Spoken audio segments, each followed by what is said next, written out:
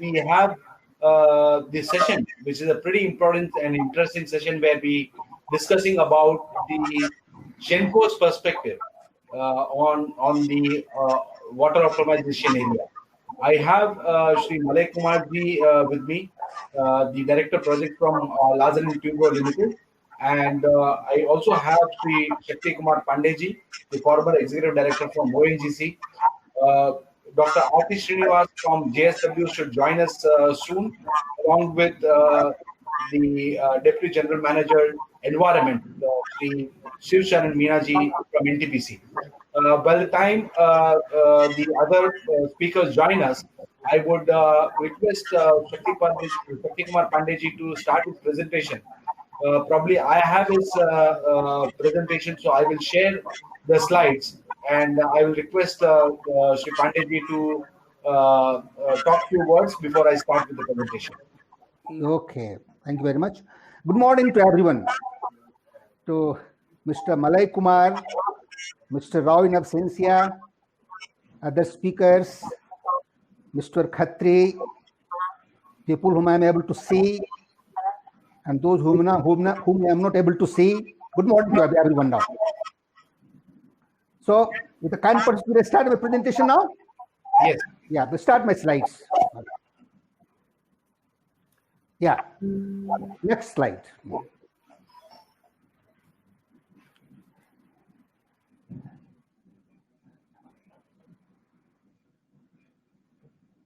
Yeah, my presentation shall be structured in this way only. First, I will talk about the availability and utilization of water in India especially.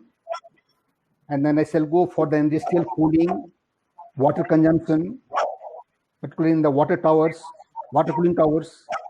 Then I shall focus where are the hot spots where we can reduce the consumption of water in the industries. I will talk about the technology in the improvement for the water conservation and water treatment. And I shall conclude my speech. Next slide. Thus, I will talk about the water scenario. Next slide, Mr. Khatri. Yeah. We have got only 3% of potable water in this planet. And remaining 97% are the salty water, seawater.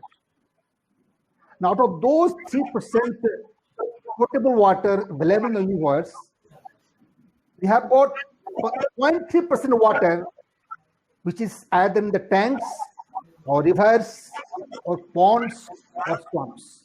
And remaining all water that is goes for your either it is in the glaciers or it is in the underground. Next slide. In such scarcity of water in our nation, let us see that how we are standing, where do we stand in the water availability in our nation. We are using water in the industry, only 7% of total availability of water against 20% of the world. And our domestic consumption is only 4% against the worldwide 10%.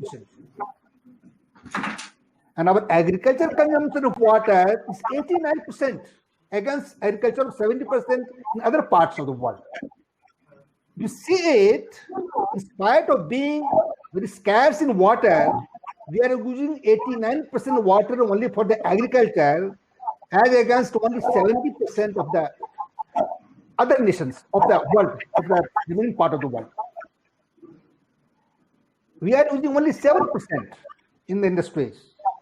And the European unions and industrialized unions, they are using 50%. And we saw that Belgium using as much as 80% of their water reserve for the industry only. Next slide. If you go a little more, that you know that fresh water reserve available, the world's that is fresh water available in our nation only 4% of the world. In spite of the fact that we bear 60% of world population and only 2.4% of the land. So we can just visualize what is the scarcity of water in our nations. Only 4% world's fresh water, but 60% population and 2.4% in other fields also. If you go to the energy also, We have about 0.3% of the oil reserve in India as against the world. We have 0.6% of the gas reserve in India as against the world. We have 9% reserve of the coal as against the world. So what I mean to say that God has not blessed me so much that other nations have been blessed. If you see the requirement, industrial requirement of the water in the future, you find that from 40 billion tons of water is being used today by the industry is going to exceed around 151, I think 151 billion barrels of water by 2050. So this scenario, that in spite of the fact that we are scarce of water, we are running short of water, our water consumption is going to increase very hugely. Next slide. So what we can do is that as I told that agricultural water consumption is 90% against 70% of the world. So only ways to do is that we have to reduce the consumption of the water in the agriculture. How we can reduce, that is a separate issue now. Now we go for the water requirement for the industries, then you will find that automobile, the consumption of water for unit vehicle, for one vehicle comes to 40 cubic meter per unit. For the distillery, 122 to 170 cubic meter for 1 kiloliter of the distilleries. For the paper, for 1 ton, we consume around 200 to 400 cubic meter water for 1 ton manufacture of the paper. And if you see that paper industries, steel industries, even the distilleries are the one which are consuming more water than other industries. This is for the information. Next slide. You will see the water use and requirement by so many industries. There is no second thought that the thermal power plant uses the maximum water. That's 87 to 88% of industrial water is being used only by thermal power plant, followed by your engineering division, then pipe and pulp and the paper industries, and textiles and steels and sugar and fertilizer, then others. So total around out of 100, around 40 out of 40 billion barrels of water we are using per year in the industries. Out of which 87 to 88% is being used by thermal power plant.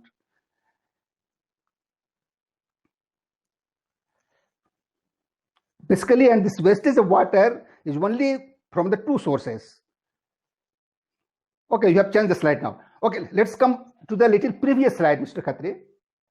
Can you come to the previous slide, just previous slide?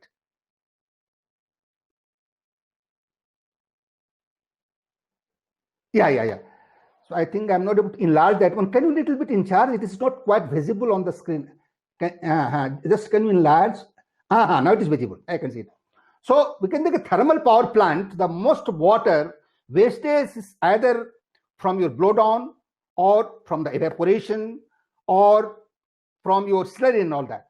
So this is the thermal power plant is the focus area. They can give the more emphasis to optimize the water consumption. Next slide.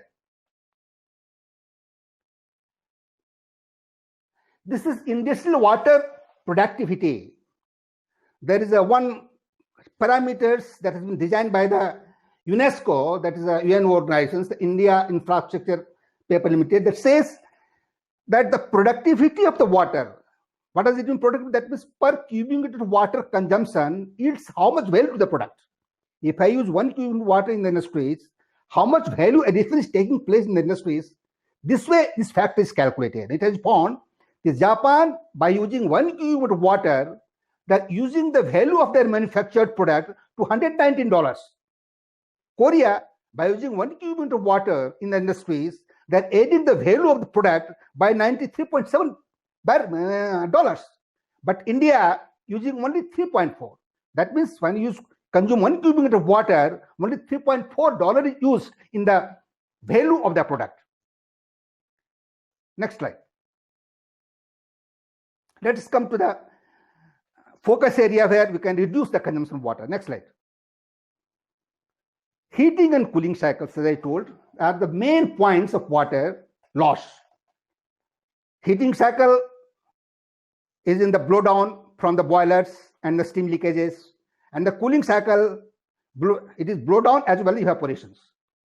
For the processing, 40,000 tons per day of the crude. Basically, crude is one of the area where the water consumption becomes. So just I'm giving the example of the processing 40,000 tons of per day of the crude. We use around 80,000 tons of per hour water circulations. In other words, for the 25 barrels of water is being used for processing 1 barrel of crude oil worldwide.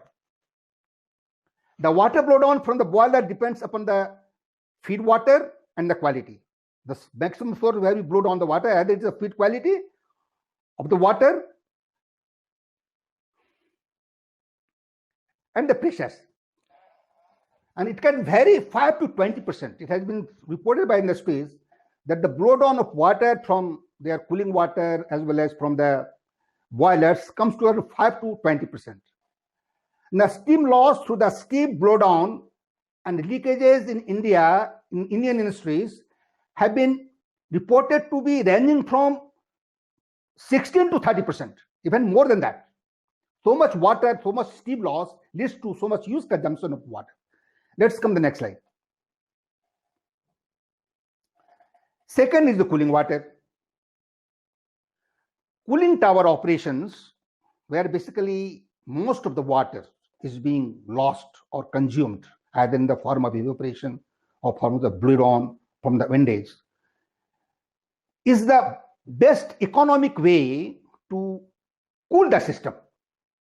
In industries, the cooling water operation is not only a technique but an art.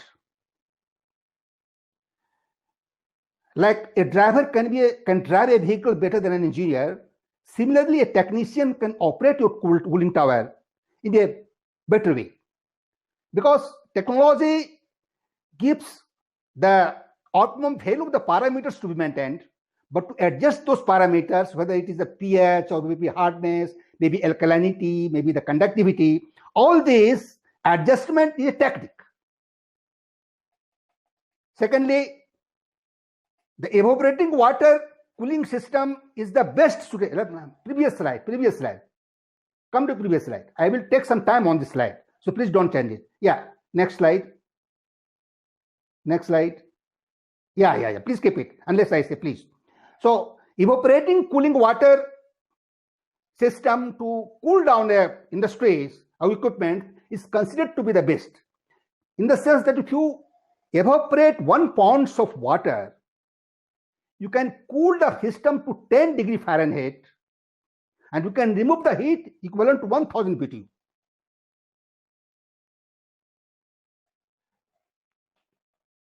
And evaporation loss becomes around 1%. The basic parameters for operation and control are pH, hardness, alkalinity, and the conductivity. For every increase in 1 pH, the alkalinity increases by 10 times. How value of these parameters can lead to high value of this pH can lead to precipitation, whereas the low value of the pH can go to the corrosion. So you have to make a balance between the corrosion and precipitations, and this balance is quite technical. The main factors affecting the rate of the scale formation are temperature, pH, TDS, total dissolved solid. This can be prevented by filtration and softening. LSI, that is called the Langelier Stale Index, is the best part. That index is basically determines that how much the extent of the solubility of carbonate to the water, and that gives because excess content of the water carbonate gives the alkalinity increases. If it goes less than that, then the pH value becomes less. So this LSI, called the Langelier Stale Index, that indicates you that where do you stand, and in all over the industry it has been the practice that it is controlled between minus 0.3 to plus 0.3. Again, the microbial falling, because if the TSS suspended solid contents increases, the microbial falling increases in the cooling water system. Next slide. Next slide, Mr. Khatri. The cooling tower blowdown depends upon the cycle of concentration, which depends upon the makeup water and desired quality of the circulating water. So, I mean, the cycle of concentration is the operator who decides that to what extent it can bear, it can tolerate the salt content of water without going towards the corrosion or towards the precipitations. In Indian context, the COC has been reported to be varying from 3 to 7. And the ranging COC from 3 to 6 reduces the blowdown by 50% and make up by 20%. These are statistics of the industries. 4 to 6% of water under circulation is blown down to industries. And the evaporation loss depends on the atmospheric humidity or wet bulb temperature. As a rule of thumb, every 5.5 degrees centigrade of water cooling, 1% of total water under the circulation is lost due to the evaporation, and 0.1 to 0.2% of water goes through the drift. The approach, there is the difference between the temperature which you are attaining in your cooling water and the wet bulb temperature. The difference is called the approach. So your approach depends upon the wet bulb temperature. That decides. So to extent of cooling, generally in the humidity, when the humidity in the atmosphere becomes more, the evaporation becomes less, and as a rate, the cooling becomes less. So evaporation loss from the cooling water depends upon your atmospheric conditions, and the steam blowdown from the boiler is a process safety requirement. Hence, unavoidable, this becomes unavoidable. At the same time, the difficult to capture the loss at these points. I'm not able to say, can you enlarge those sentences, Mr. Khatri? I didn't get you, sir. Can you enlarge the words, the scripts? No, sir, I won't be able to. Okay, I'll be that. So, evaporation loss. Again, the loss of water at blowdown points can be greatly reduced by the filtration, treatment, and the recycling. Next slide. Next slide, yeah. I will go for the technology for improvement in wastewater treatment. Next slide. Reducing, recycling, and reusing is the key concept and can be achieved only with the right and affordable technology. The focus area of the reductions can be water blowdown from the steam boilers as well as cooling towers, which are the main source of water consumption. High salt content of these streams is the key challenge for the usability, because once you blow down, the salt content of the blow down water becomes increased. Salt content can be reduced with the suitable physiochemical and other treatments, and can be used even for the fire water in other places. Effluent treatment can allow to reuse for the purpose of irrigations.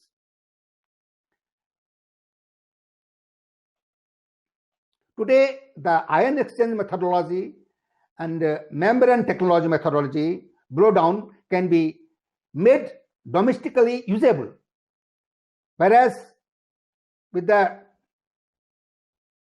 application of the ion exchange, you can make the water more usable for the boilers. Next time. Next slide. So there are 4 processes by which we can reduce the salt content so that the water can be reused either for the irrigation or for the fire water or even for the drinking purpose. And these processes are either physiochemical treatment or for the biological treatment or for the ion exchange or for the reverse osmosis process. Physiochemical and biological treatment are extensively being used by industries to meet the regulatory requirement for the disposals. Because first, you go for the filtration where particles above 1 micron is filtered. Then you go for the physiochemical process where the flocculation or coagulation process, the particles which are in the colloidal form is being separated. Then you go for the that is called ultrafiltration, and you go for the nanofiltration. Industry-specific treatment respond due to vary, because how the water can be treated entirely depends upon the industries. Because what type of chemical industry and what types of contamination can take place inside the water, in the effluent water, that determines the technology. Next slide. Next slide. There is a technology, CSIR, NEERI has the phytory technology. NEERI has adopted this technology, whereas I told that they have developed a process through which the water passes in the porous media of the land, where a lot of contaminants of the water, like your TSS, are resolved, and BOD also reduces, nitrogen also reduces, phosphorus reduces, and the water becomes a little bit more extent for the irrigation purpose now. The area required is approximately 35 square meter for 20 cubic meter per day of the effluent. In order to attain the objective of zero discharge, the level of filtration has to be increased to the level of nanofiltration and above, so that it can be recycled for reuse in industries as well as for the domestics. The technology has been transferred to MF General Technology Services. This CSIR NIRI developed technology called the phytoid technology that has been transferred to the General Technology Service. Next. Come to the next slide. This is the, ion exchange and reverse osmosis technology is necessary to achieve the zero discharge. These two technologies are very, very important for going to the concept of the zero discharge, because you want to make the water reservoirs, this technology has to be improved. It needs higher level of filtration to meet the specification for the cooling and steam generations and domestic purpose. Though membrane technology can be applied starting from the stage of the microfiltrations, but economically it isn't viable from the stage of the nanofiltration and above due to the high O&M expenditure. So basically these technologies, that is the membrane technology, is being used for the filtration, for the nanofiltration, and not from the microfiltrations. The capability of pressure-driven membrane technology to filter is given like this. For difference during the, can you enlarge it? No. When there is a higher salt loading on the, when there is a higher salt loading into the water, it requires more extensive filtrations. And in that case, the reverse osmosis takes a very important role. Next. Next. And the ion exchange technology is being used to remove the hardness, that is calcium maximant, which is used in combination with the membrane technology for reducing the TDS. So TDS, basically RO is basically reduces the TDS, where the ion exchange technology reduces the calcium and magnesium by reducing the hardness of water. Membrane technology can be produced with relatively high selectivity for the compounds to be separated compared to the relative variety for the distillation. In other words, I say that membrane technology is the best way and a very simple way. If you go through the separation, through the evaporations, you need a lot of heat and a lot of expenditure. But membrane technology requires very small space, and filtration to nanofiltration can take place more selectively for in that. The big advantage of the membrane technology is that low energy requirement and more environmental friendly. But the challenge is the membrane technology is that it is suitable for the specific compound, because the membrane technology, the membrane of the filtration candles is basically a polymers. So the chemical and the water which you are treating through these polymers should not react with the polymers and the chemicals. So that becomes the challenge for that. Next. If you go to the question, ion exchange and reverse osmosis technology is well proven and effective industrial waste water treatment. And the cost effectiveness, both in terms of capital and O&M, has yet to be improved in that, because it is not so easily and so economically viable in industries, this ion exchange and the reverse osmosis. The operating cost of the reverse osmosis technology has been down since last 20 years. It was told that in 20 years, around the late 90s, it was 1.25 to 1.5 USD per cubic meter treatment of water, which has come down today, is around 0.7 to 0.5 USD per cubic meter for the treatment of water through reverse osmosis technology. Reason is advancement in pre-treatment, high efficiency pump, and the membrane manufacturing. The energy cost is the highest component in total. It has been reported that the membrane technology market is expected to reach to $3 billion by 2021, at the CAGR, compounded annual growth rate of around 16%. Next. There are a lot of R&D efforts also. R&D on the use of the fullerene nanoparticles. There is a fullerene particles developed in the Duke University, USA. They keep this on the membrane, so any particles, nanoparticles are oxidized and being taken out. And it is the best benefit of this application of fullerene nanomaterial. It strengthens, because since the candle or the reverse osmosis membrane is subject to the high pressure, so there is always a fear to break it out. But this nanomaterials particles strengthens that materials, and it is not broken down so easily.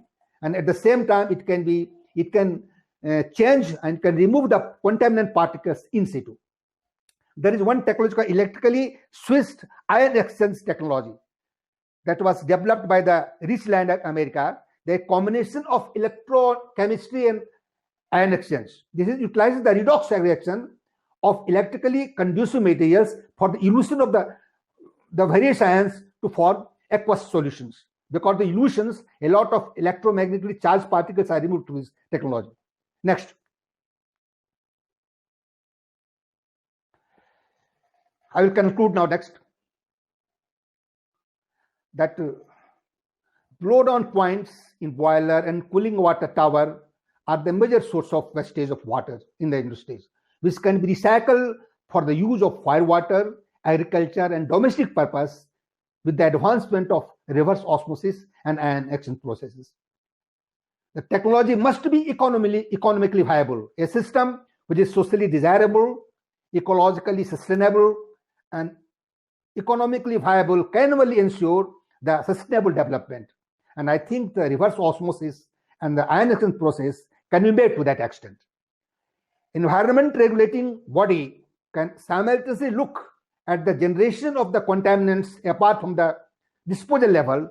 This can help us in cost effectiveness of the treatment. But I say that where the pollutants or the contaminants are picked up, rather than treating the pollutants and the contaminants through the effluent water, if you can arrest those effluent, those contaminants at the generation stage, that shall be a better lookout by the regulators.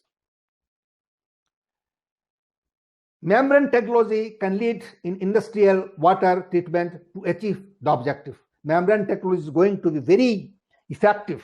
And today, the concept of the RRR, that is the reduction, reuse, recycles, can be practiced and can be translated into the action only when the membrane technology and the reverse osmosis process are brought economically viable to the people, so that they can use extensively in all the industries. Otherwise, the small industries we cannot afford are not able to do it now. Next.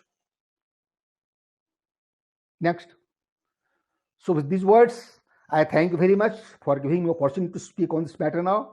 But the point lies that water conservation, water utilization is such an issue that we have to look more, as I told, that if you go to the statistics of water in our nations, we are forced to think that how we can optimize the water into the industries, basically, in the agriculture. Agriculture, we are, basically the agriculture industry, we are using 90% of the water.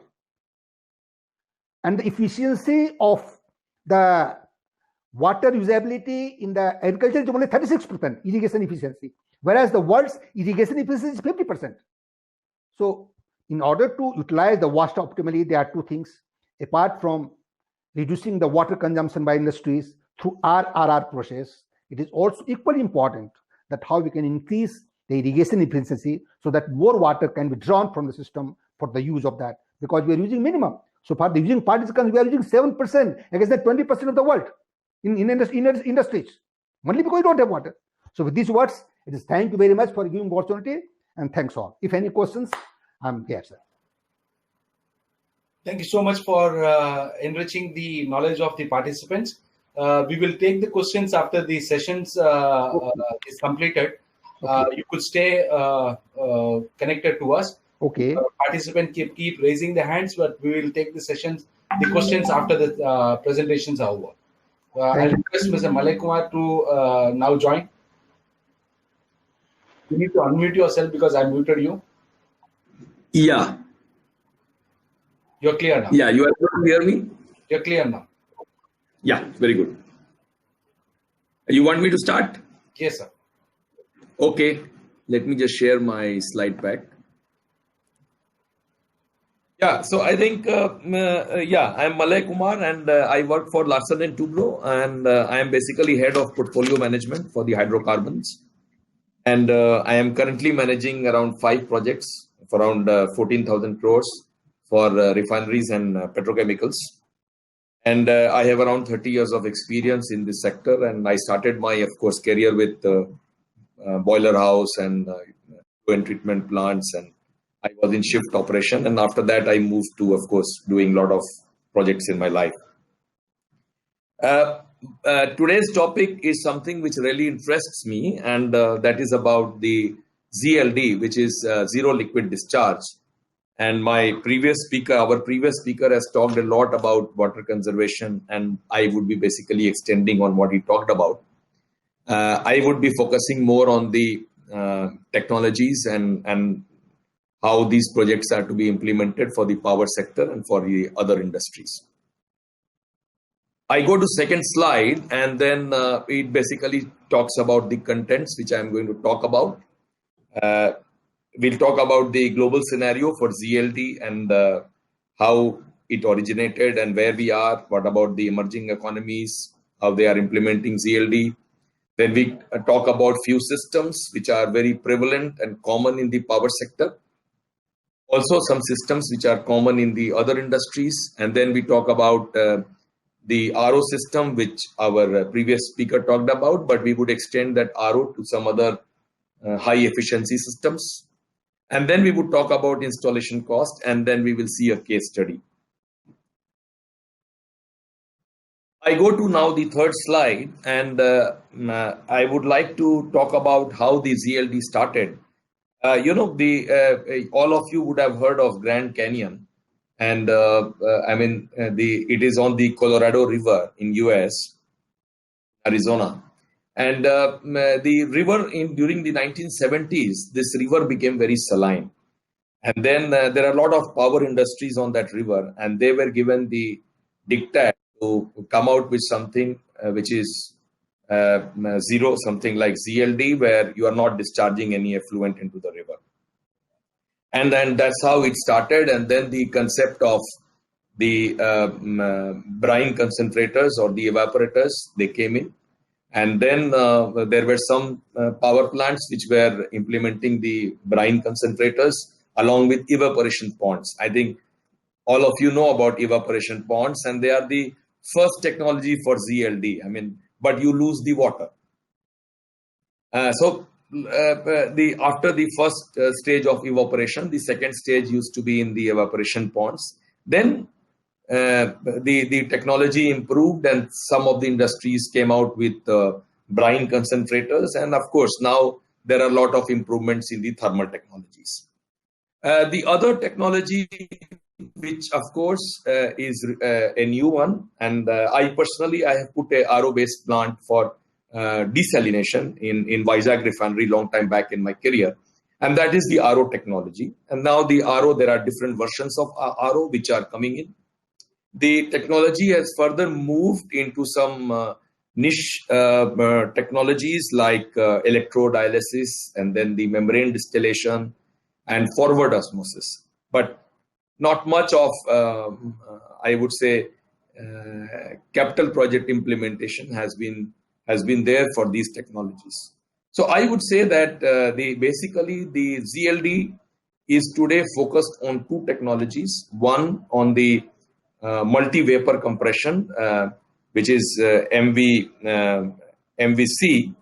and the second one is the RO. So we will talk more about these technologies in my subsequent slides. There are some interesting facts here. The facts about implementation across the globe, like in North American countries, it is very prevalent, also in the Western European countries. The two major emerging economies, China and India, they are also catching up on ZLD. China has implemented several large projects. They have also implemented new technologies, like they implemented forward osmosis for their coal to chemicals complex at Zhejiang province. Then China is also implementing RO and thermal technologies in an extensive way. In India, you all know the Ganga Water Project is basically about ZLD for so many, around 2,000 plus industries which are based on the Ganges. I mean, they are implementing the ZLD technology. And the future is about ZLD, because the last statistic, if you see the EY study, which says that the water today we consume around 42 billion cubic meters, and that is going to go up to around 96 by 2030. And we will be spending around $291 billion in putting up water installations. Huge money. And imagine, I don't know, I mean, there is not so much of literature available. I was trying to find out that suppose even if you are able to save 10 to 15% of your water consumption, which means around you will be saving $30 billion. $30 billion can fund so many big projects in the country. I mean, so many power plants, refineries, nuclear plants can come up in this money. So I would say that it is a sunrise sector, I mean ZLD, and I expect a lot of projects coming up in the next decades in the ZLD arena. Yeah, I go to the second slide, and I would not talk much on this one. I would just talk about some of the drivers for ZLD. I mean, I don't really want to read the slide, but I told you, I take ZLD as something very close to my heart, because, you know, water is really scarce, and I have stayed in a couple of places where in summer people really face shortage of water, and they have to look out for tankers and so on and so forth. And power sector is a big consumer of water, as our Shakti Kumar Pandey said. I mean, 50% of the consumption is in the power sector. So there is a big scope of conserving water and recycling the wastewater. I go to the third slide, and this is the slide which talks about some ZLD systems. The first one is about the brine concentrator, which I talked about, the thermal technology, wherein you use an evaporator, and then you have a crystallizer where you make crystals of the solids which are left out, and then you have the evaporation pond. Either you go for a brine crystallizer or you go for an evaporation pond. And solids, of course, they go for landfill and so on and so forth. You can also recover some solids, depends upon the type of salts you have in your water. The essence of this technology, or even the RO technology, is pre-treatment, because I have myself commissioned a couple of effluent plants. And I found that the treatment process, pre-treatment process, is very sensitive. Like if you don't manage the pre-treatment well, then the downstream equipment don't perform well. That is also so in the case of biotreatment. Like if you are not able to manage the properties of the feed wastewater to the biotreatment very well, then you have problem in your bioreactor. So I would give a lot of emphasis on pre-treatment. The second technology is, of course, RO technology, where again pre-treatment is absolutely important. Otherwise, the main problem in RO technology is about membrane fouling and reliability of this technology. Because if you are not treating your water well, you have fouling, a lot of fouling in the membranes, and it is not very reliable.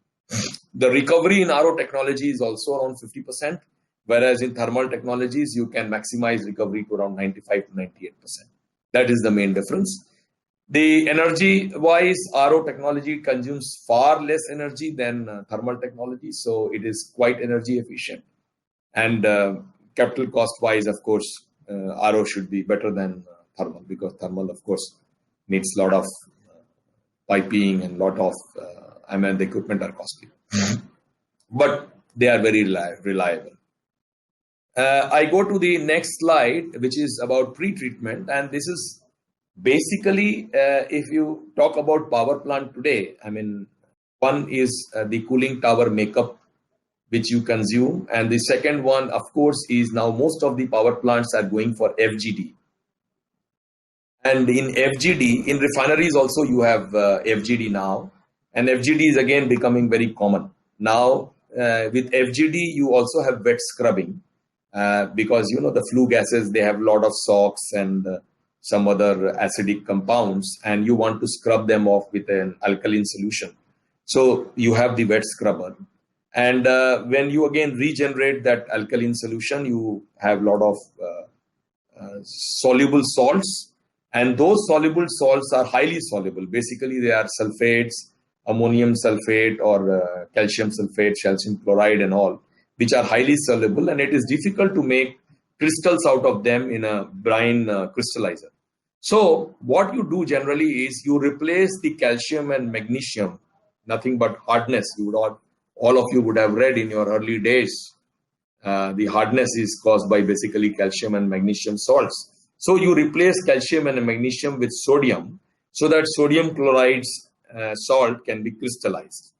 So that's why you design the pre-treatment like that, and you have the two stages of clarifiers, and then you mix lime and soda ash and so on and so forth, and ultimately you replace calcium salts with sodium in your effluent, and then you process in your evaporator and the brine concentrator.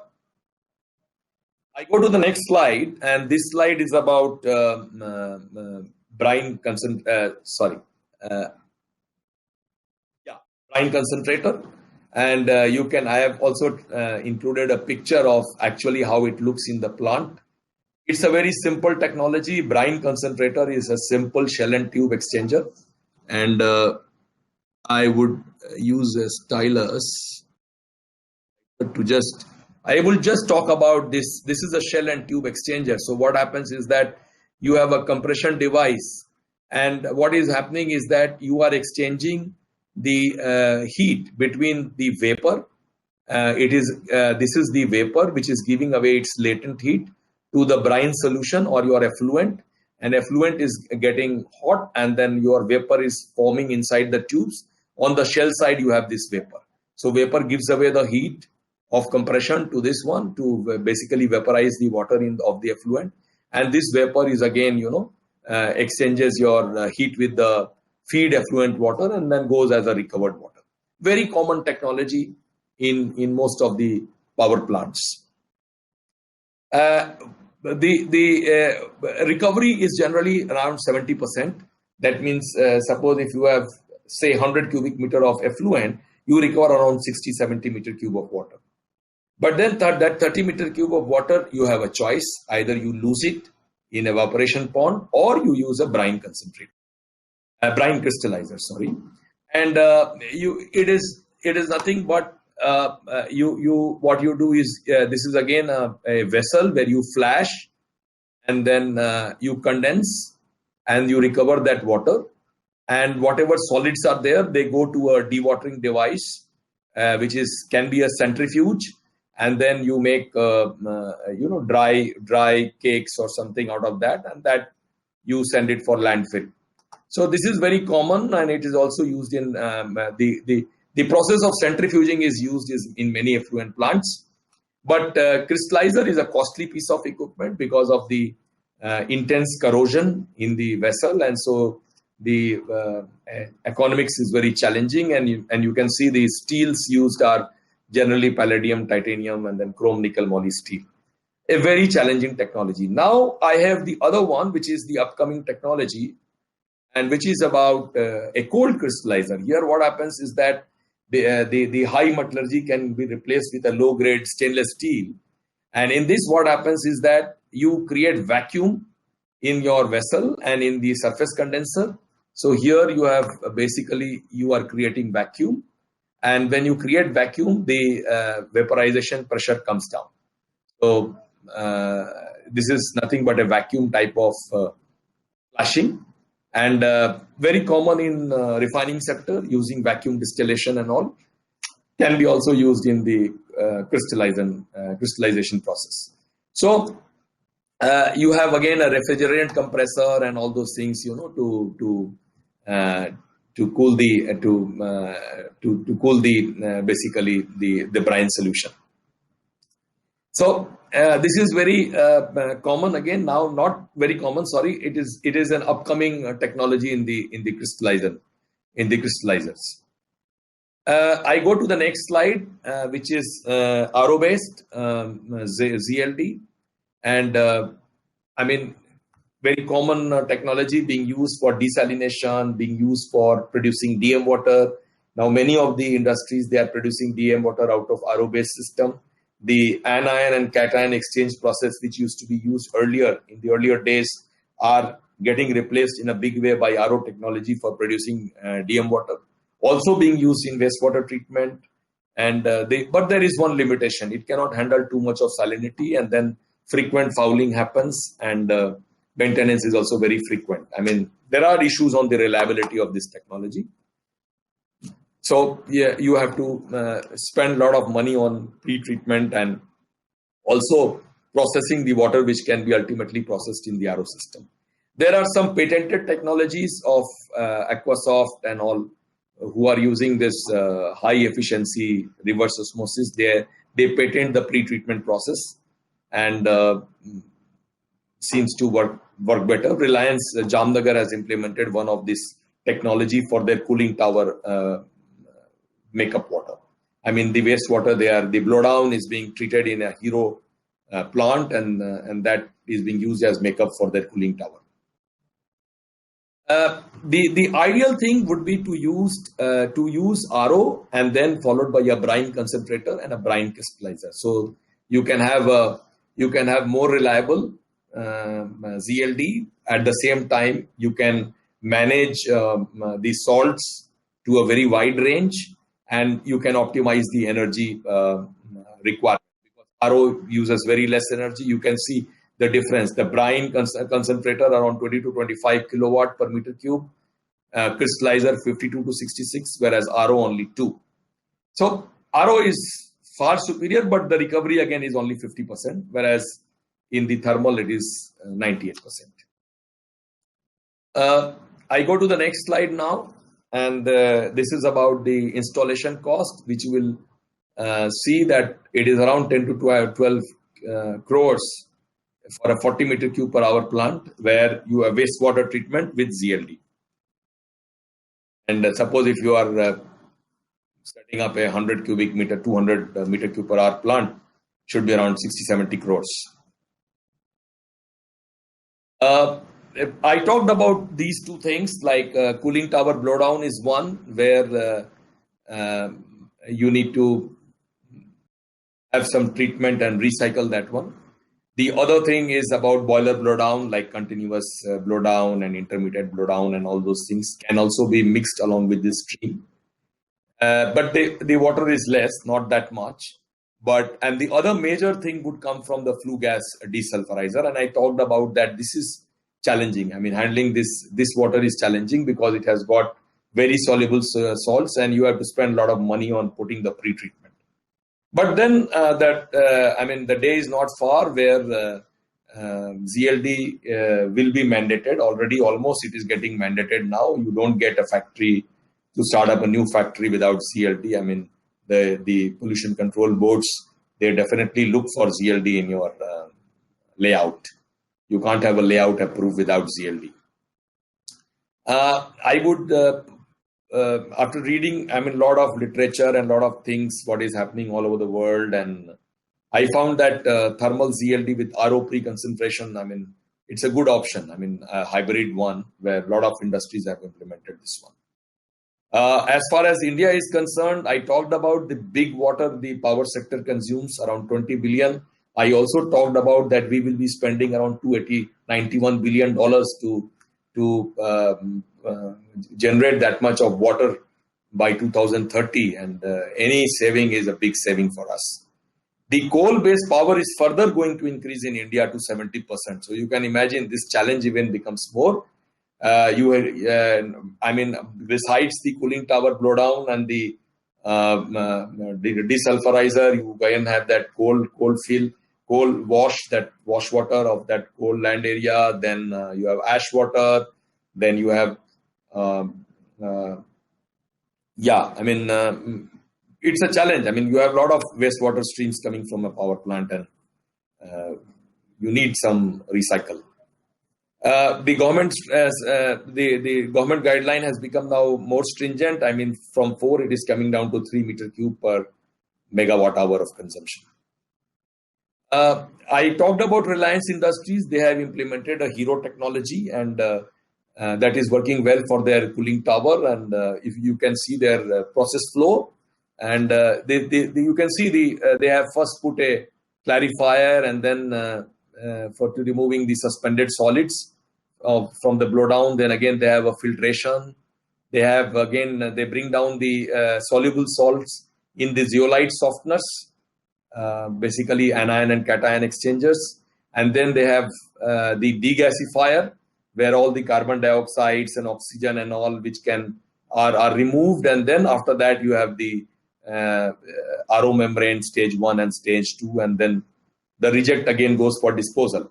Now this reject again has got very high concentration of salt, and this reject will become a challenge to dispose of to sea or river tomorrow. This reject either has to go to an evaporation pond, that means we'll need large areas, or it has to go to a brine crystallizer.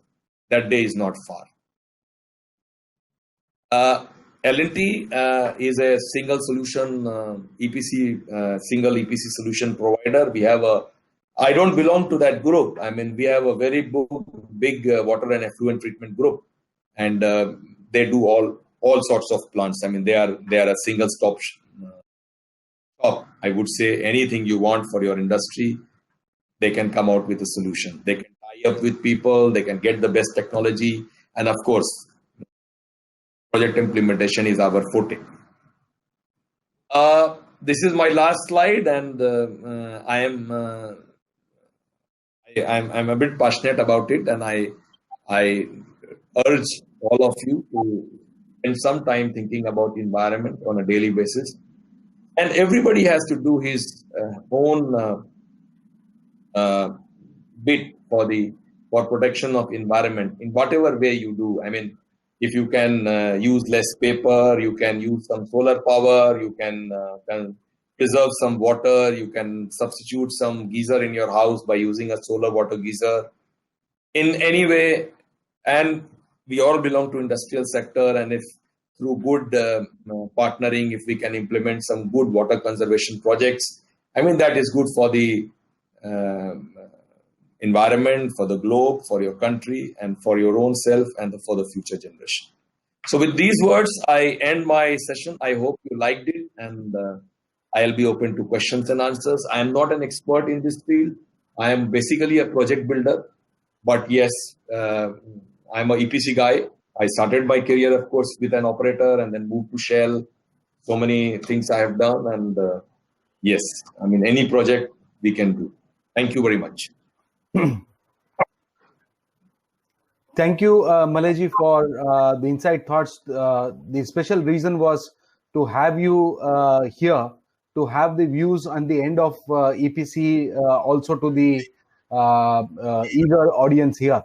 The next two speakers, both of them are facing some issues with the firewalls. Though we had probably given strict instructions that this is the way they have to go, we, somewhere we are losing them. So in the meantime, they join. We'll take few questions. If participants have, they may raise their hands, or we may take a short break for 10 minutes and see if we are able to have them before that. There's a technical glitch which my team is resolving with them. So any questions from the audience, please? They can raise their hands. I have Mr. Manoj Agarwal here. Yeah, I have a question to Mr. Shakti Pandey, sir. This presentation of both of the speakers were excellent, and I could able to get lot of knowledge out of that. Shakti sir, I have one question that the evaporation loss you told in cooling tower is not, it is in a huge quantity that we understand. But do we have, or are we talking, or are we looking any technology using which we can conserve this water which is getting, evaporated from the towers? Because this is the huge loss for the organizations, for the nation. Somewhere I was dealing with some of the US-based agencies where they were having or they are having some technology for condensing, condensing this water back and reutilizing this water. So in India, do we have any such kind of technology or we can implement in our power plants? Yeah, Mr. Manoj, good question. Yeah, evaporation is something in cooling tower that can't avoid, because it's the evaporation only that cools the water. So, but so far the capturing the water vapor generated out of the cooling tower is really a good idea. And there is a vacuum sucker. I read a technology. I don't recall maybe around they are developing a technology through which the water vapor generated is sucked, and they are condensing it and they are reusing it now again.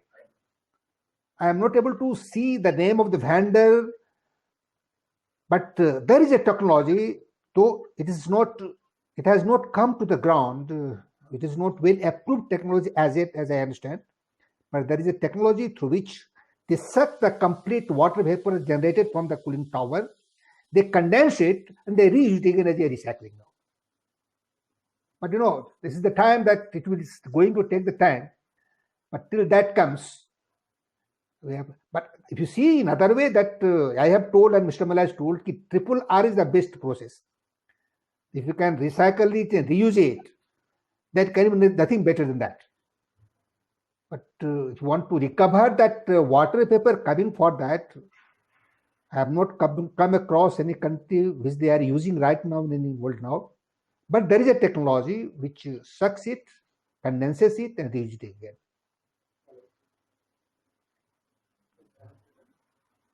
Yes, Mr. Manoj. Yeah, Mr. Manoj has come out of the stage, but he has heard you. I have Mr. Tulin there to ask another question. Tuhin, you could proceed further. Yes, sir. My question is to respected Malai Kumar, sir. Sir, can you hear me, sir? He can. Yeah, sir, the question is that you told that RO with pre-concentration is going to be feasible for our FGD projects in Thamma power plant. Sir, can you just brief about the fixed cost and the variable cost to be incurred per liter of water used? Because it's going to impact upon our megawatt hour cost once again. So we have to have an analysis of the amount of cost, fixed cost, as well as variable cost incurred per liter of water to be recycled. Yeah, I think for basically, if you talk about wastewater treatment, it comes to around 300 to 350 rupees per meter cube of water. The cost of operating the plant, that means cost of chemicals, power, and so on and so forth. And the capital cost is, suppose if you are only putting a wastewater treatment, it is coming to around 3 to 4 crore for a 40 meter cube. That is what I projected. I got these figures from CPCB guidelines, and and around 10 to 12 crores for 40 meter cube per hour plant with ZLD. Sir, if you are completely recycling the plant. Yes, for the 40 meter cube plant, the capital cost, fixed cost is going to be 3 to 4 crore per 40. If it is only wastewater treatment. Suppose if it is ZLD, that means you are recovering that water from 10 to 12 crores. ZLD, 10 to 12 crores. And the operating cost along with the chemicals for 40 meter cube plant? Roughly operating cost, I cannot talk to you about ZLD, because ZLD is basically then mostly about power. The power which you will need for RO versus the power you will need for the thermal technology. But as far as the capital cost is concerned, it is around 10 to 12 crore. The cost of pre-treatment remains same, because that 350 meter cube per hour which you are using for wastewater treatment, it will remain same even for ZLD. The additional cost for ZLD will be basically the cost of energy which you will use either for or the cost of energy which you will the brine concentrator or the brine crystallizer. Okay, so you don't have any analysis of the amount of power, I mean, it's a kilowatt hour to be consumed per liter of water for that? I told you, yes, I will tell you.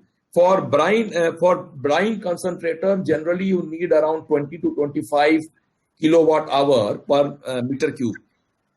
20 to 25 Then kilowatt hour. for brine crystallizer, you need, it's very highly power consuming, around 55 to 70. Okay. And RO is only 2, but RO has got 50% recovery, whereas that system has got 98% recovery.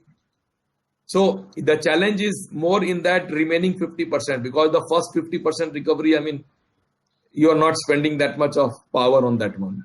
The other part becomes very concentrated, and again you will be spending a lot of power on that one. So in brine concentrator also the recovery is approximately 90%.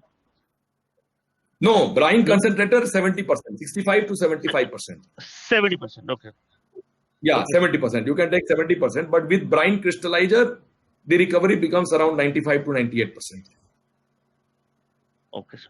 Thank you, sir. That is a complete system. I was reading an article on USA, what they have done. I mean, there are so many power plants which have implemented this type of system in USA. And this works well. I mean, proven, though energy intensive, but reliable. I mean, sustainable operation is there. RO, I have personally implemented a RO-based plant, and I have found that RO-based plant gives problems with respect to fouling and all, and where salinity is very high. For brackish water, it is good. Where the salinity is around 10,000 to 15,000 mg per liter, RO works well. But where your salinity goes up to 75,000 to 1 lakh, 2 lakh mg per liter, RO doesn't work well. So mostly it depends upon the salinity of the water. As per the RO is Yes. Then salinity of the water, and with more salinity, your power cost also will go up, because then you will need more hydraulic pressure across the membrane. Then the high pressure pump which is there for the RO plant, that is again big challenge, that high pressure pump. Right. Thank you, sir. Yeah, I hope I have answered you. Thank you. Yes, sir. I am giving the mic to Mr. Raju Singh. Hello. Yes, please. Sir, good afternoon. Malay sir, I have a question to you. While installing FGD, how the specific water consumption will be affected? Will it increase, or it will be in downward trend? No, by installing FGD, definitely your water consumption will go up, because you are putting a wet scrubbing. Wet scrubbing will need water. No? Okay, sir. So then, is it feasible to install FGDs in power plants? I think NTPC is installing few FGDs. I actually don't belong to that group, but we all come under energy, and they are implementing, I think, 4 or 5 FGD projects in NTPC. Raju, one of your plants has already implemented FGD, and the plant is working well. So you can take a few thoughts from there. I would now take the next question from Mr. Mohsin Hassan, who is asking on which basis COC calculation should be done. And if we increase COC from 7 to 8, what will be the impact of condenser efficiency and cooling tower efficiency? Who would like to answer the question? Yeah. Okay. So we wanted to, if he increases the COC from 7 to 8, what shall be the cooling efficiency? Is it his question? Can you read once more, Mr. Khatri? His question? On which basis COC calculation should be done, and if we increase COC from 7 to 8, what will be the impact on condenser efficiency and cooling tower efficiency? Yeah. But I think methodology, that concern, the COC calculation is basically based on the salt content of the water being cooled, being used for the cooling, and the fresh water. The ratio of these two is basically the cycle of concentration. Everybody knows it now. But if you increase the concentration from 7 to 8, number one, you shall be able to reduce the water requirement. And as given my slide, that when you increase the COC from 3 to 6, the flow down reduces by 50%, and the makeup water is also reducing by 20%. So it entirely depends that what is your tolerable limit, to what extent salt content you can bear in your system without going to the corrosion or precipitation. But as a rule, and it has been proven on the ground technology, ground fact, that when you increase the cycle of concentration from 3 to 6, the 50% of the blow down reduces, and at the same time, 20% water reduces. I don't know, is it?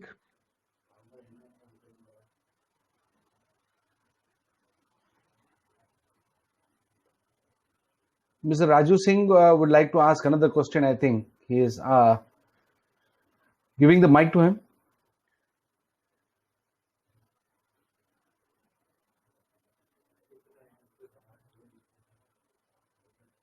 The cycle of concentration is something that you decide.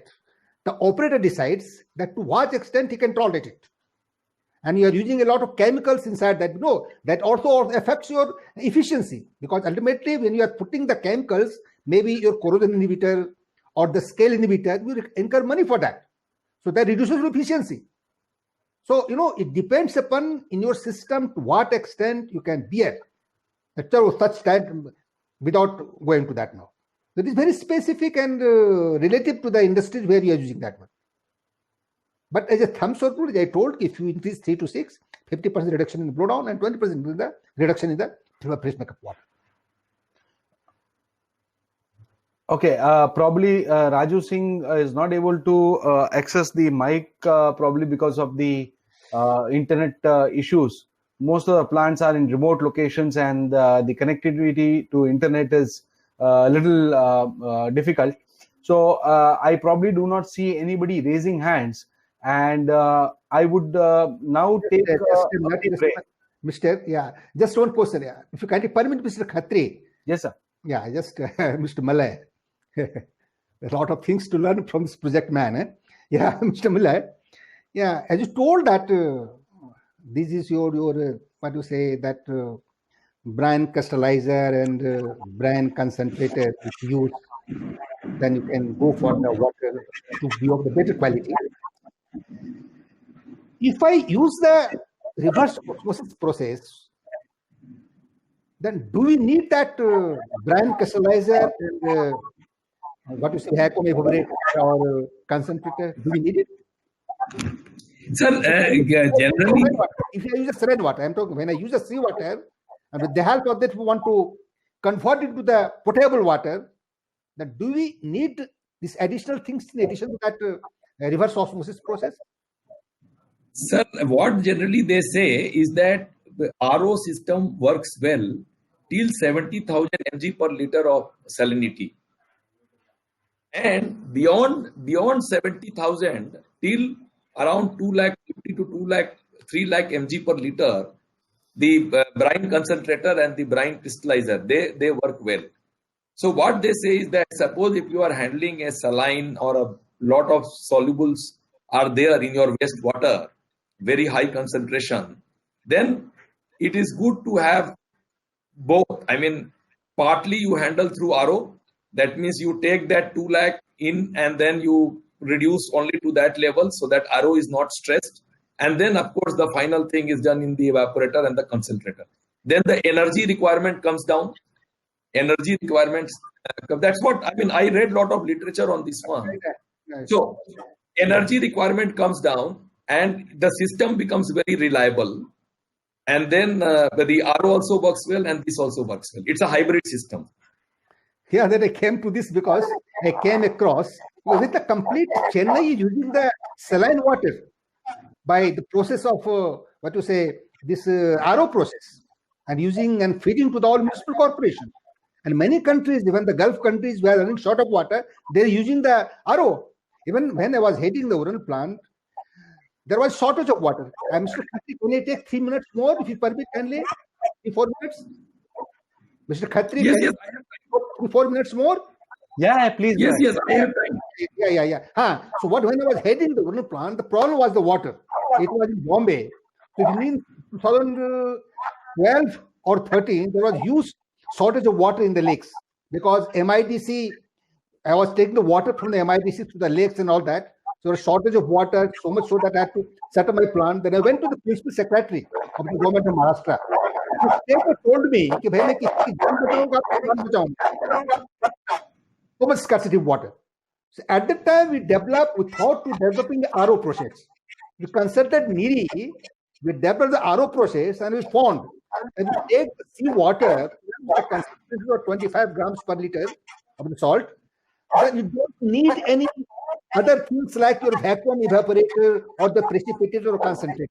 And the RO is sufficient enough to meet the requirement of the quality of the cooling water as well as for the irrigation and drinkable purpose with slight modification. So that came in my mind, and I asked you the question: if you go for the RO, I think RO has become a well-established process all over the world now. There is no second thought about it. There is advancement also as well. So there is the thing that you came in mind. I pushed. Thank you very much. Thank you very much. Yeah, I mean, sir, what you are saying is very right. I implemented personally a small RO plant in 2005, 2006 when I was in Vizag Refinery. I started my HPCL Saab. I was there for 16 years with Hindustan Petroleum. And for that RO plant for 100 meter cube per hour, because Vizag was facing a lot of water shortage. And at one point of time, refinery was on the verge of shutdown in one of the summers in 2005. Then we evaluated many technologies that time, thermal technologies, of course, multi-stage flash and multi-effect evaporation. And then generally they are not used for ZLD. They are used for desalination. For ZLD, you use that vapor compression, mechanical vapor compression. So after lot of evaluation, there is CNMD of HPC. So after a lot of evaluation, technology, and that plant was working. I mean, the plant is working. It was supplied by VA Tech, but extensive pre-treatment facility was put, including the froth flotation system, the DAF vessel and saturation drum. So many things we installed for pre-treatment, and then finally the RO was there. So it's not, I'm not saying RO doesn't work, but then the fouling used to happen very frequently in the plant. That means the plant was working, but it used to see many outages because of fouling. I agree. Fouling is a problem. Then what is not covered, Saab? What is not covered, Saab, is also one thing, which is the maintenance cost in RO. Generally, it gets overlooked because the replacement of membrane takes place in a big way. I mean, you know very well, you have operated such plants. There are a lot of time you end up replacing membranes. So that is there. Then you have to keep high spares. All those challenges are there in RO. Yeah, there are basically the RO and maintenance cost is very huge. Yeah, very huge. Yeah, very huge, very huge. Yeah. And that's why sustainability sometimes, sustainability becomes a question sometimes. That if you want a real, today water cost is less, so we are calculating the energy cost. But tomorrow, when the water will be sold in India like gasoline or diesel or maybe slightly less than that, then I mean the cost of energy will be nothing. Then people will like to have sustainable systems. So energy has to come from somewhere in that case now. We're using the energy. So we are buying we used to buy the water from the MIDC at the rate of 26 rupees per cubic meter. And when we installed that RO system, it cost about 32 rupees per cubic meter. Though price was increased, but because of sustainability and because of more reliability, we don't have to depend upon the MIDC. We went for the power now. Okay, thank you very much, Mr. Thank you. Thank you, sir. Thank you very much. I have Mr. Raju Singh here asking some questions. He was waiting for you to finish. Raju, please go ahead. Yes, sir. Sir, you said that raising COC from 3 to 6 cuts blow down by 50% and make up by 20%. Right. Is it thumb rule, sir, or is it proven? Is it proven that because what I am telling you is on the basis of information that I get from the literature. The literature has told that in many industries in the European countries, when they increase from 3 to 7, they could save that much of water. I'm basically not a person who has worked in the water treatment plant, but what I'm telling on the basis of the information that I got from the literature. If you want, I can send this back to you.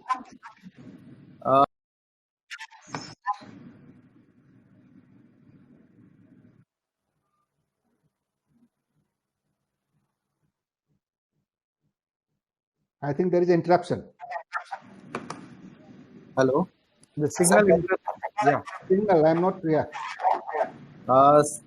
Sir, we are operating a power plant and we had found that there is not much increase saving of water when we increase COC from 5 to 6 to 6 to 7. I can't comment on that specific operation of a special plant, but that you can consult any of the but the literature says that maybe the input salt content in your water might have increased, or you have reduced your tolerance limit. A lot of reasons may be behind it, but that I cannot comment here. That why in your particular plant, by increasing the COC, water makeup, that I can't comment sitting Sir, here. If we operate any plant in the starting from 3 to 6, it will obviously we will save the water. But after reaching a certain level from 5 to 6 or 6 to 7 COC, there is not much increase in saving of water. May tell me that if you increase the cycle of concentration, will it not reduce your blow down frequency? And Sir, for the first time, yes, sir. For the first time, please speak. I'm sorry. बताइए. Sir, first time जब भी हम increase करते हैं, when we increase for the first time, then blow down is reduced at a certain level when COC is constant. After that, further you won't be able to increase the COC, and you have to maintain that COC, and for that you have to open the blow down. And so when you open the blow down, depends upon how much salt you can absorb or you can bear in your cooling water, isn't it? Yes. So if you increase the COC, that's very simple. If you increase the COC, that means your tolerance limit has gone up. This tolerance limit has gone up maybe because of your injection of the corrosion inhibitor or injection of your scale inhibitor. That is a separate issue. But once you increase COC, it means you have increased the tolerance limit of salt. And if you increase the frequency, you are reducing the blow down of the blow down frequency. And if you reduce the blow down frequency, what is going to be preserved? Sir, once that मेरा ये कहना है sir, एक बार हम लोग जो maintain कर लेते हैं, मान लीजिए मैंने 5 COC मेंटेन कर लिया, 5 COC मेंटेन करने के बाद मुझे ऑब्वियसली है कि 5 COC मेंटेन करने के लिए मुझे ब्लो डाउन देन खोलना ही पड़ेगा. We have to open the blow down and maintain the COC for that. Sorry for interruption. Okay. COC आपको कह रहे हैं मेंटेन करने के लिए. Your COC is a consequence of your capacity to absorb. आप यदि certain percentage of salt content को accept कर लेते हैं अपने सिस्टम में, उसके अनुसार आपने COC को एडजस्ट करते हैं. Today, if I am keeping 3 grams per liter of salt content or 1 grams per liter of salt content, if I reduce to 0.5, naturally my COC will increase. Okay, sir. I don't know if I'm able to So one thing is certain, Mr. Manoj, is it? Am I talking Mr. Manoj, na? Mr. No, sir, Raju Singh. Raju sir, आप ठीक कह रहे हैं. I agree with you, but it has been well proven that CO2 if you increase, है ना, the water blowdown also reduces, and in other terms, it reduces the consumption. अब आपके case में क्या हो रहा है? I can agree with you that after certain limit, the frequency of blowdown shall not reduce drastically, so maybe the saving may be less. Yeah. Right, but I agree with you that after a certain time, the saving may not be that much optimal or that much which can help you economically, but actually it reduces the consumption. Also, sir, cost of operation increases in that. Efficiency is such a thing, it is a versatile term. When you talk about the efficiency, you talk about the heat load, how much you can bear, you could talk about how much money you are spending, you talk about how much energy you are spending. Efficiency आजकल बहुत broad term हो गया है ना? Yes. Okay, thank you very much.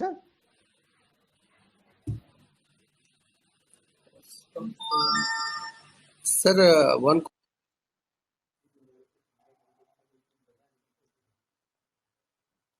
Okay, probably we could proceed further. We are still facing the technical glitches from the NTPC and JSW to make the presentations. They're facing some firewall issues. So probably what we'll do is we'll take an early break, and by the time we resolve their technical glitches, I will send a WhatsApp message in the yeah. This is BSMe now. Okay, I will send a message in the group that we are starting the session. Probably we should start the session. It's 1 now, so 1:30 or so we should start the session. But I will, send a message in the group. Yeah. I thank Mr. Pandey and Mr. Malay Kumar both to be there with us today and resolving so many issues and queries of the eager participants. Thank you so much. I'm taking a break now. Thank you. Thank you, sir. Thank you, Mr. Khatri. Thank you very much. Thank you, sir. Thank you, sir. Thank you. Thank you.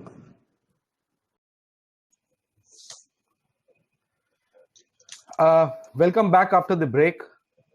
We have resumed the session again. The session which was pending. We have Mr. Saji with us in place of Mr. Srinivasa Rao, who couldn't make up to make the presentation from JSW. Mr. Saji would take over from me now to resume the session, and he will, share his slides and present his opinions. Saji, welcome back. Good afternoon. I'm Shaji Ramakrishnan from JSW Steel. Sir, we are located in Bellary, which is a semi-arid region in Karnataka, northern Karnataka. And we have a lot of water scarcity in our belt. The water comes from the Tungabhadra reservoir, what we call the TB dam. And so I will tell you in brief about the water management in JSW Steel. Ours is the largest integrated steel plant at a single location in India. We are situated in Bellary, Karnataka. And if you see, this is our plant layout. This is the area where we are located. We get water all the way from 40 kilometers down TB Dam, which is a 40 kilometers away from our plant, and the rest of the water we get from Almaty Dam. So these are the strategies we use. One is we have a zero liquid discharge and water conservation strategy, which includes cascaded use of water within the processing plant, efficient use of water in recirculation systems. We reuse our blowdown water.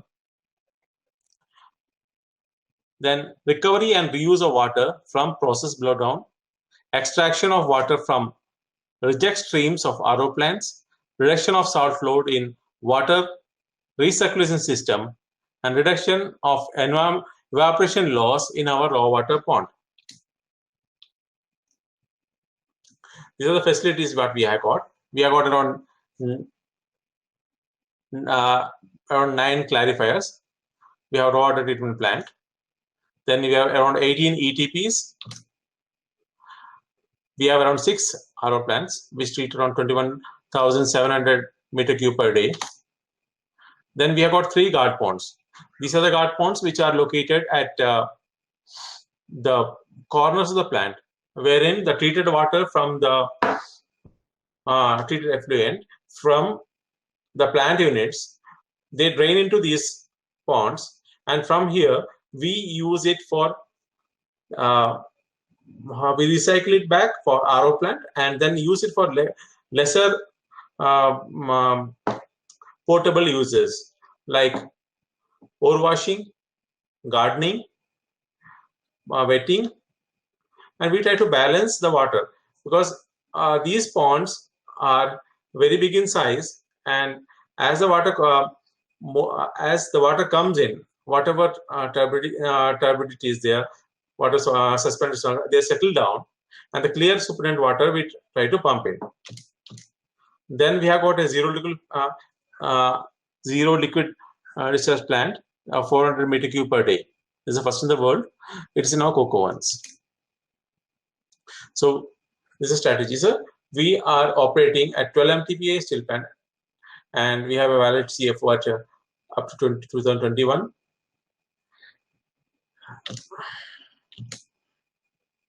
So the annual rainfall in our area is around 600 mm, and evaporation rate is 5 mm per day. The water reservoir we are having is 5.5 meter cube million meter cube and 38 meter cube.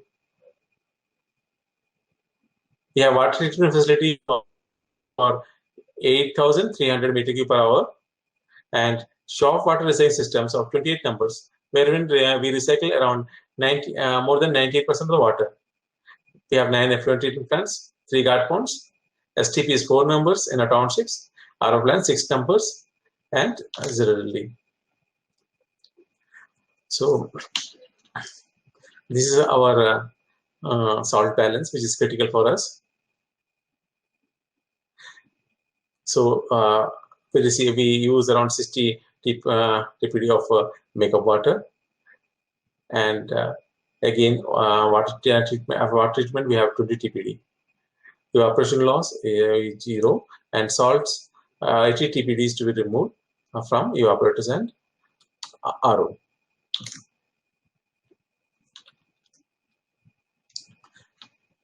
This is how we use our water, sir. We try to remove the TDS at maximum possible time, sir. We have got MBR and RO at different locations. These are our approach, sir. We have got DM water circuits, indirect cooling water circuits, DCW circuits, and guard pond water circuits. So all the water which comes out goes to our plants, and again we use it for red critical applications like urbanization, quenching, greenery, fire water, and spraying on yards. This is our ZLD Cocoa 1 and Cocoa Ones. We have a combination of MBR, RO, evaporator, wherein we replace 4,000 meter cube per day of fresh water is replaced. We have a ceramic membrane, wherein this is also first in India, wherein the oil which is used for oil removal, recovery of alkali, and it reduces our footprint by 25%.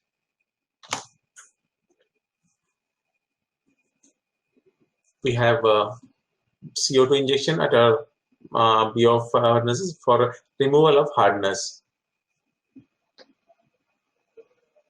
The cost of treatment is around per kg per TC is rupees 3 per TCS. Sir. So there's a drastic reduction of TDS, water conservation, and waste minimization is there. We replace Na2CO3 by CO2. These are facilities we are having. Ceramic membrane. The MBR, you see, these are our STPs. We have got 3 townships wherein the treated water from the wastewater is treated in the MBRs and it is taken back to the plant. It is used for treatment to the plant, and then again used for RO plants, and then we use in CRM and other areas.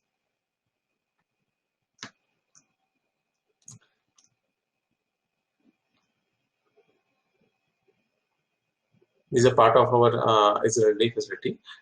This is a facility at the guard ponds. We have got 3 guards, the pumping facility GP1, GP2, and GP3. So we try to shift the water from one guard pond to the other guard pond, and then use this water for descascading uses.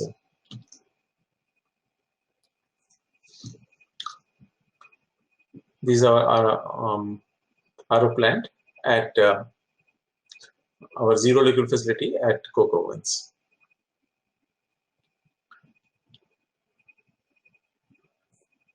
The RO salt we pass through centrifuge, and the salt is again sent to TSDF site. No water is sent out, sir.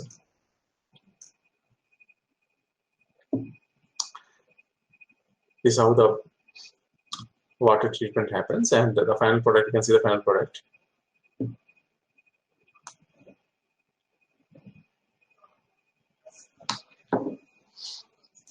This is a 125 meter cube per hour RO plant at our hot strip mill, where we use carbon water, and the water is again fed to the boiler applications. This is 300 meter cube power plant, RO plant or power plant. This is how we use the sewage water. There are 4 STPs are there at different townships. In one, the MBR is there, so water goes from MBR to the RO plant of CRM, and again it is used in the CRM process. In the second, we have a SAF facility, and the water is again taken to the CRM ETP, passes to RO, and used in the process. Other 2 areas, we use it for green belt development.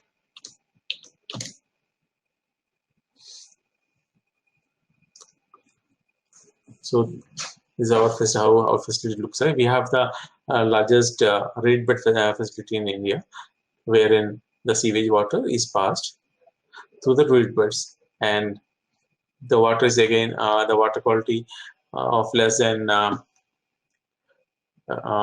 50 BOD is achieved, and we again pass it through sand filters and carbon filters, and final BOD level comes down to less than 10.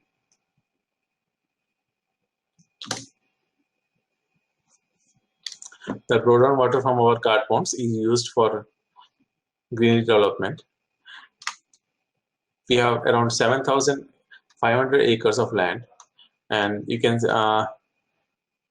when this plant was constructed, it was a totally semi-dry area. We never had any greenery. Now we have a drop of around 4 degrees temperature because of the greenery effect. So the water, extra water we pump up the hillock and use it for percolation and use for we do around 2,000 meter cube per day is taken up the hillocks, horticulture. These are mass balance.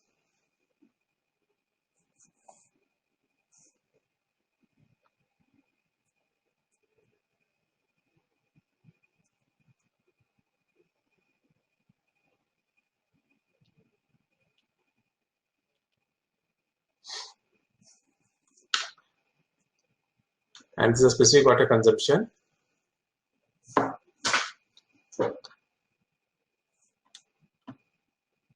So our target for 2021 is 2.55 meter cube per TCS.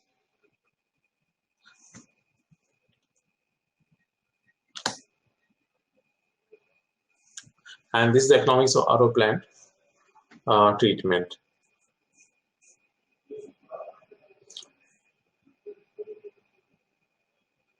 So we have invested around 165 crores for a total of around 6 facilities, which are able to treat 20,700 meter cube of wastewater per day.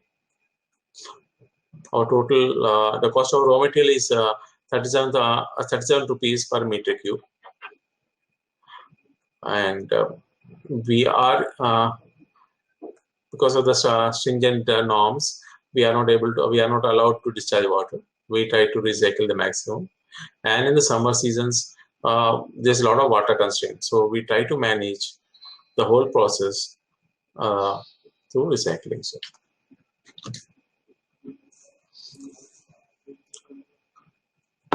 These are economics of our sewage treatment plant. We have invested around 22.75 crores, and the total capacity is 7,300 meter cube per day. O&M cost is around 15 rupees per meter cube. Thank you, sir. Thanks, Saji, for the wonderful presentation, which was insightful to the participants. And I request if anybody has any questions for Mrs. Saji, then please raise hands. I could see a lot of thumbs up happening for Saji, and thank you notes which are popping up now. These are all virtual these days. This is the new way we have begun to learn. I probably do not see anybody asking any questions or raising hand. So I would end this session. I would like Khatri. Yes, sir. I had some questions. Yes, sir. Sir. So, yeah. 12 million tons per annum, Mr. Rao, na? The capacity as you told, na? 12 yes, million sir. per annum. Per annum, 12 MTPA. And you are telling there is no net discharge of water effluent outside. Completely recycle and reuse it, is it? Sir, except in the rainy seasons. Yeah. Except in the rainy seasons, we don't discharge water. In the rainy season, we have got a permission to discharge the water because the farmers in the downstream, they object because if I don't release the water, they will be objecting to that, sir. And we have got a permission in our CFO for that, sir. Really, this is worth appreciating that generally per ton of steel consumes 250 cubic meters of water, and having such a huge proportion we are not discharging outside, it is really worth praising it. So basically you use the RO process as you have given in your presentation, mostly use the RO process to reuse that water. Yes, sir. Yeah. We use RO process now. Do you use this water for the potable purpose also? We use for the industrial use now. But when the RO was set up, it is fit for drinking. Yeah. Testing. But we use it for our high-end applications, wherein you don't require any etching and all. We use for high-end applications, sir. Okay, it's worth appreciating, right? Thank you, sir. Thank you.